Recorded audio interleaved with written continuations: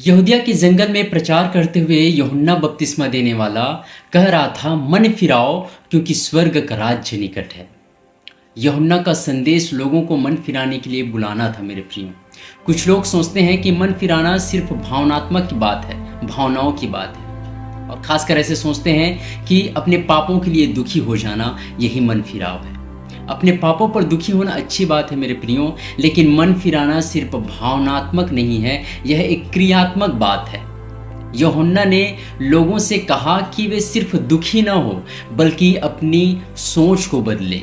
मन फिराना का मतलब है जीवन की दिशा बदलना, न कि केवल दिल में दुख महसूस करना। अब जब बात मन फिराव की हो रही है तो एक सवाल हमारे मन में उठता है, और सवाल ये है कि क्या परमेश्वर के पास आने से पहले मन फिराना ज़रूरी है या मन फिरा सकते हैं? और इसका उत्तर बाइबल में हमें बहुत सरल तरीक़े से मिलता है। देखिए, पापी को बाइबल में एक खोई हुई भेड़ की तरह बताया गया है, और खोई हुई भेड़ अपने आप झुंड में वापस नहीं आ सकता है जब तक चरवाहा उसे ढूंढ कर वापस न ले आए। इसी तरह कोई भी इंसान अपने आप मन नहीं फिरा सकता और खुद को धर्मी ठहराए जाने के योग्य नहीं बना सकता है। प्रभु यीशु लगातार पापी के मन में काम करते हैं और उसे अपनी ओर खींचते हैं ताकि वो उन्हें देख सके जो संसार के पापों को उठा लेने वाला परमेश्वर का मेमना है, प्रभु यीशु मसीह। हम आत्मिक जीवन की ओर एक कदम भी नहीं बढ़ा सकते मेरे प्रियो, जब तक यीशु हमें अपनी ओर न खींचे, हमें सामर्थ न दे और हमें उस सच्चे मन फिराव के अनुभव न कराए। मेरे प्रिय भाइयों और बहनों, सच्चाई यह है कि हम मसीह के बिना इस संबंध में एक विचार भी नहीं कर सकते हैं। हमारे अंदर परमेश्वर की ओर आने की इच्छा भी तभी उत्पन्न होती है जब वह अपने आत्मा के द्वारा हमारे मन पर काम करता है।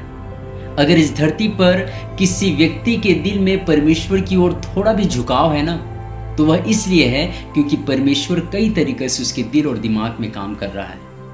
यह प्रभाव उसे परमेश्वर के प्रति समर्पण और परमेश्वर के उस महान काम की कद्र करने के लिए बुलाता है जो परमेश्वर ने उसके लिए किया है। इसलिए मन फिराना कोई ऐसी चीज़ नहीं है जो हम परमेश्वर के पास आने से पहले करते हैं, बल्कि मन फिराना यह बताता है कि परमेश्वर के पास आना वास्तव में होता कैसा है। इसे इस तरीक़े से समझते हैं।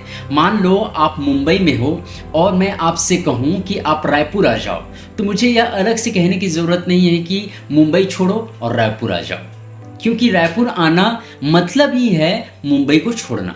अगर आप मुंबई नहीं छोड़े हो तो आप रायपुर अभी तक पहुँचे नहीं हो। उसी तरह हम परमेश्वर के राज्य में तब तक नहीं जा सकते, तब तक नहीं आ सकते जब तक हम अपने पाप और अपने स्वार्थी जीवन को छोड़ नहीं देते। मेरे प्रिय भाइयों और बहनों, आज यह सिर्फ एक शिक्षा नहीं है, यह एक ईश्वरीय बुलाहट है। परमेश्वर हमें कुछ छीनने के लिए नहीं बुला रहा, बल्कि हमें खोने से बचाने के लिए बुला रहा है। जब वह कहता है मन फिराओ, तो वह हमें दंड देने के लिए नहीं, बल्कि हमें यीशु मसीह में जीवन देने के लिए पुकार रहा है, क्योंकि यीशु ही खोई भेड़ को ढूंढने वाला चरवाहा है। यीशु ही संसार के पापों को उठा लेने वाला मेमना है। यीशु ही है जो सच में हमारे जीवन को बदल सकता है। इसलिए आज आपके दिल में अगर कोई हलचल हो रहा है, अगर आपके अंदर बदलाव की आवाज़ उठ रही है, तो यह सिर्फ एक भावना नहीं है, यह एक परमेश्वर की पुकार है। मेरे प्रियो, आज ही मुड़िए, आज ही उसकी ओर आइए, क्योंकि जब आप सच में मन फिराते हो तो जीवन नया हो जाता है, अंधकार हट जाता है और आप प्रकाश में आ जाते हो। याद रखिए, मन फिराओ सिर्फ एक आदेश नहीं है, यह एक प्रेम भरा निमंत्रण है। पाप से जीवन की ओर, अंधकार से प्रकाश की ओर और मृत्यु से अनंत जीवन की ओर। तो परमेश्वर सहायता और मदद करे हम सभी की कि हम मन फिराव की जिंदगी को जिए। सब कुछ है मसीह की।